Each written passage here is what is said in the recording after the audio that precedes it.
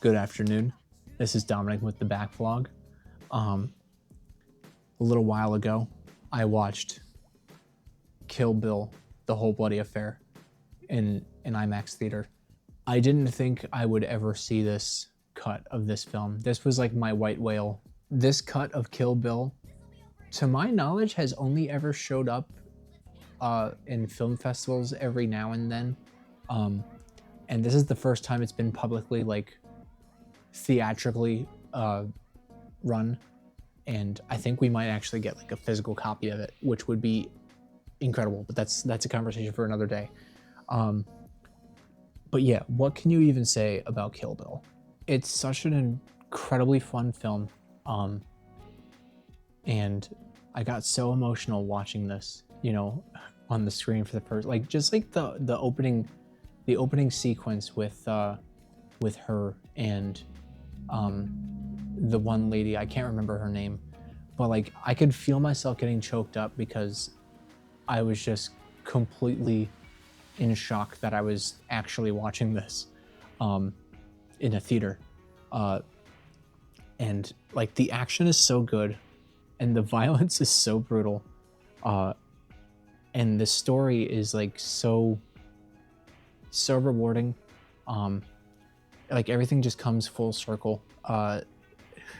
It's just incredible. It's paced so incredibly well, and it really did not feel like I was in that theater for 4 hours and 41 minutes, I believe is the runtime. You know, there's an intermission and everything, but it just flew by. It's so good. I'm not going to talk about Kill Bill. I've seen Kill Bill several times. It's not my favorite Quentin Tarantino film. It might be top 3. I don't know. It's probably top 3.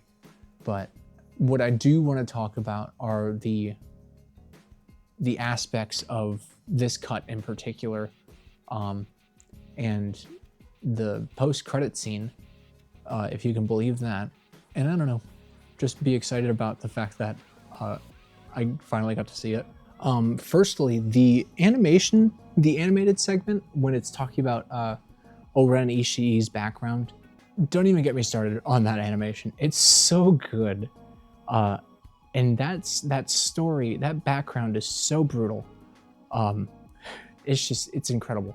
And the fact that's in, don't even get me started. I'm not even gonna talk about it. What I am gonna talk about is the elevator sequence. I'm astonished that this was not in the original cut of the film because it feels so necessary. Because if I remember correctly, in the original film, the one dude who kills her father, you know, he's like wearing the rings and everything, and you know, he stabs him with the katana. And the fact that they show like close-ups of like his tattoos and jewelry and everything, and then never touch upon it again in the original cut makes it feel so meaningless. It's like, why is this not being shown? And it just kind of feels incomplete without it there, because, you know, she gets revenge for her mom by killing the Yakuza boss, but she never ends up getting revenge for her dad, and it like kind of cuts directly to her assassin profession. But the elevator sequence that's added in to this cut, you know, finally fills in that blank and justifies the original like close-ups, and really wraps a bow on O-Ren's revenge for her parents. And you know, you really do have to extend your disbelief a little bit, because there's no way in hell she's getting out of that alive, that elevator explosion. But this is the same movie where somebody punches themselves out of a 6-foot grave, so I'll let it slide this time. The Crazy 88 scene in color makes it so much more brutal. Obviously it's incredibly gory, but I think when you don't see the color, it's like you become, it just kind of like washes over you in the original, with the black and white. You can't see the carnage in its totality because it's just different shades of gray and black. But in color. You can see every excruciating detail.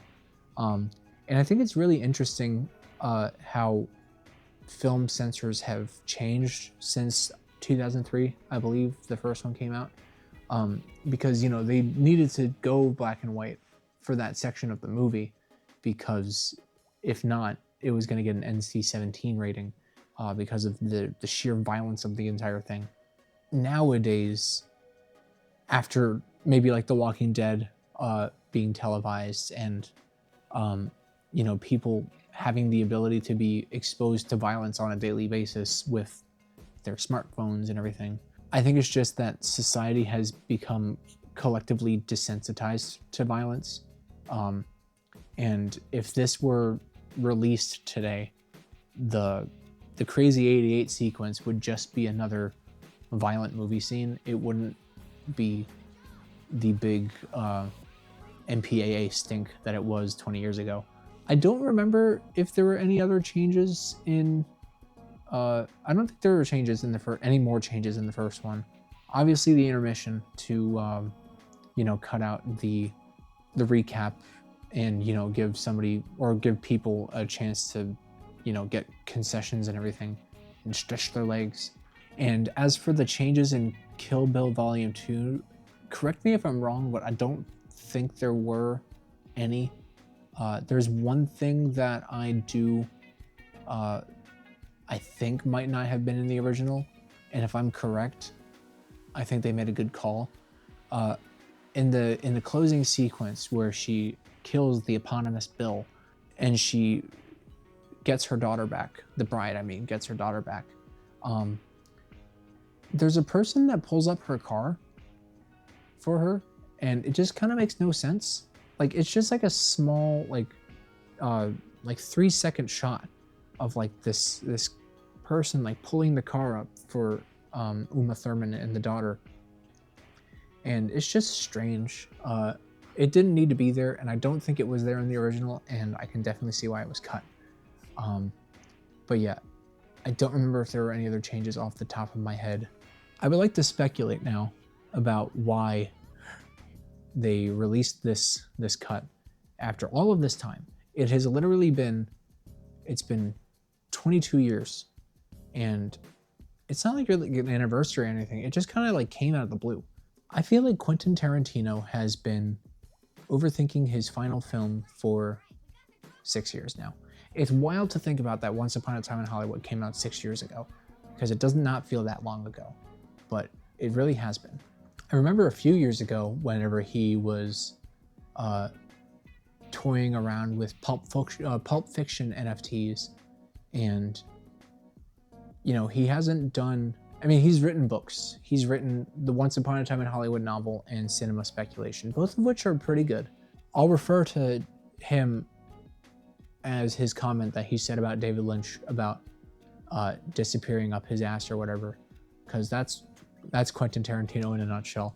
Not to say I don't love his films, but he's kind of insufferable. But yeah, I really do think he's overthinking his last project. And perhaps money is tight, and that kind of goes into my next thing regarding the post-credit scene of Kill Bill, The Whole Bloody Affair, where they announced a Kill Bill Fortnite collaboration. And it's like this animated sequence, like this CGI animated sequence. I don't think it's AI generated, at the very least. I don't think it's AI, but it just feels so soulless, and I don't know like if he wrote it or not, but like it's not like written the best, and it's just kind of annoying. It just kind of plays off as annoying, and not to like get semantic or anything, but there's all right, so like the premise of it is that the bride is now getting is being attacked by Goro or Gojo. I don't remember the Chiaki Koyama's, I believe that's her name. Kuriyama, Chiaki Kuriyama, I believe. I don't remember her character's name in the film. The Crazy 88 scene, the teenage girl with the spike ball and chain. This is her sister Yuki now, and she's getting revenge for her sister. And you know, it's like this No Country for Old Men-esque battle in the streets, granted with way more explosions, but you know, she goes over to the bride and she says konnichiwa, but it's like the middle of night, and I'm like, that's not correct. That's not what konnichiwa means. But I digress.